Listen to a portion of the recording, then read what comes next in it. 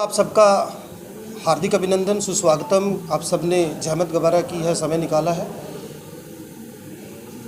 बिना किसी लाग लपेट के आज का ये संवाददाता सम्मेलन प्रत्यक्ष रूप से जुड़ा हुआ है डिलिमिटेशन कमीशंस की उन तमाम रिकमेंडेशंस के ऊपर और जिस तरीके से पब्लिक डोमेन में आयोग ने जनमानस से न केवल सुझाव मांगे हैं बल्कि आपत्तियां भी मांगी हैं। पिछले कई दिनों से हमारी पार्टी के बहुत सारे नेताओं ने अपना आक्रोश इसके ऊपर प्रकट किया है, लेकिन आज के इस सम्मेलन में पार्टी का समूचे प्रदेश में डिलिमिटेशन कमीशन की रिकमेंडेशंस को लेकर क्या रुझान है या किस तरीके का स्टैंड रहेगा, उसको मद्देनज़र रखते हुए इस संवाददाता सम्मेलन का आयोजन किया गया है। निस्संदेह जो डिलिमिटेशन कमीशन जिसकी हम बात कर रहे हैं वो एक बड़ा शक्तिशाली निकाय है, और अगर हम हमारे संवैधानिक ढंग से इसकी उत्पत्ति या इसको प्रदत्त शक्तियों की बात करें तो संविधान की ही कुछ धाराएं कहती हैं कि आप डिलिमिटेशन कमीशंस की प्रदान की गई रिकमेंडेशंस को कहीं किसी भी स्तर पर किसी न्यायालय में चैलेंज नहीं कर सकते, उस पर चुनौती नहीं दे सकते, और जिसके पीछे का कारण चुनाव में होने वाली देरी बताया गया है। मैं साफ शब्दों में कहना चाहूँगा कि जिस तरीके की रिकमेंडेशंस दी गई हैं या जिस तरीके से कैंची चलाई गई है, मैं ये शब्द इस्तेमाल करूँगा,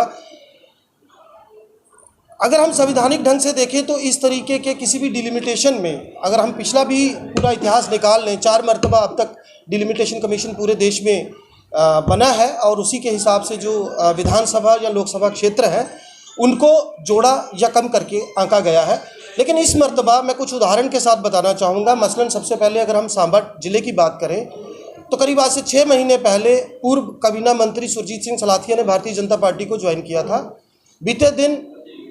भारतीय जनता पार्टी के ही राज्य अध्यक्ष रविंदर रैना जब सांबा में गए तो एक बड़ा प्रबल जन विरोध उनको देखने को मिला, और ये समझ किसी भी सियासी तंजीम को अब तक नहीं आ रही कि आखिर किस आधार पर ये जो रिकमेंडेशंस डाली गई हैं या परिसीमन करने का प्रयास किया जा रहा है। मसलन मैं गुड़ा सलातिया की बात करूंगा, 10,000 के करीब वोट था। ना केवल उसकी भौगोलिक इकाइयों को अगर हम देखें वो कहीं किसी तरीके से सामने आती है, और लोगों का उसके ऊपर एक बड़ा प्रबल विरोध था। ऐसा ही उदाहरण अगर हम सुचेतगढ़ कंस्टिट्यूंसी का करें तो जब भारतीय जनता पार्टी के पंच और सरपंच विरोध पर उतरे तब जाकर निकाय ने उसके ऊपर से अपना फैसला जो है वापस लिया। ऐसी बहुतेरी मिसालें हैं। मसलन हम पाडर